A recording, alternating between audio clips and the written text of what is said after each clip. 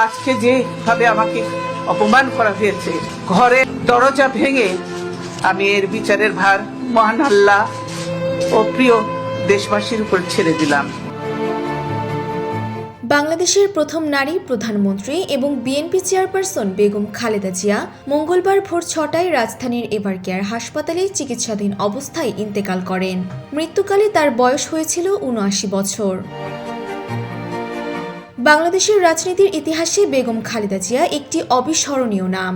১৯৪৬ সালের ১৫ই আগস্ট অবিভক্ত ভারতের জলপাইগুড়িতে জন্ম নেয়া এই মহিয়সী নারী আজ এ দেশের গণতান্ত্রিক সংগ্রামের এক জীবন্ত প্রতীক। পারিবারিক নাম খালেদা খানম এবং ডাকনাম পুতুল হলেও রাজনৈতিক অঙ্গনে তিনি পরিচিত আপোষহীন নেত্রী হিসেবে। ১৯৪৭ সালে ভারত ভাগের পর খালেদা জিয়ার পরিবার বাংলাদেশের দিনাজপুর শহরে স্থায়ীভাবে বসবাস শুরু করেন। সেখানে দৃঢ় বন্ধনের আস্থায় শক্তিশালী স্টিলের আরেকটি নাম জেডএসআরএম। মিশনারি স্কুলে প্রাথমিকের গণ্ডি পেরোনোর পর দিনাজপুর সরকারি বালিকা উচ্চ বিদ্যালয়ে ভর্তি হন খালেদা।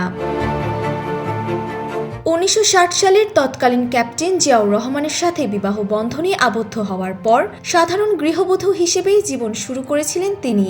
পরবর্তীতে স্বামীর কর্মস্থল পশ্চিম পাকিস্তানে চলে যান। স্বাধীনতার পর ১৯৭৮ সালের ১ সেপ্টেম্বর বিএনপি গঠন করেন তৎকালীন রাষ্ট্রপতি জিয়াউর রহমান। ১৯৮১ সালে এক ব্যর্থ সেনা অভ্যুত্থানে রাষ্ট্রপতি জিয়াউর রহমানের শাহাদত বরণ বিএনপিতে বিশৃঙ্খলা তৈরি করে।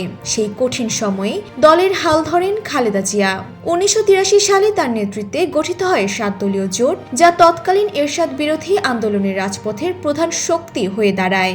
অন্য দলগুলো সমঝোতার পথে হাঁটলেও খালেদা জিয়া ছিলেন অটল, যা তাকে আপোষহীন নেত্রীর খেতাব এনে দেয়।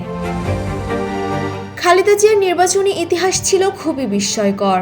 ১৯৯১ সালের ঐতিহাসিক নির্বাচনে তিনি ৫টি আসনে প্রতিদ্বন্দ্বিতা করে সবকটিতে জয়ী হন এবং বাংলাদেশের প্রথম ও মুসলিম বিশ্বের দ্বিতীয় নারী প্রধানমন্ত্রী হিসেবে শপথ নেন।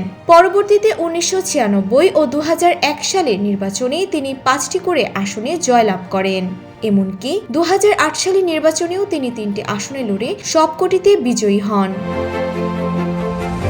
একজন সাধারণ গৃহবধূ থেকে দেশনেত্রী হয়ে ওঠার এই সফর বাংলাদেশের রাজনৈতিক ইতিহাসে এক অনন্য দৃষ্টান্ত হয়ে থাকবে সারা জীবন। ডেস্ক রিপোর্ট, জয় জয় দিন।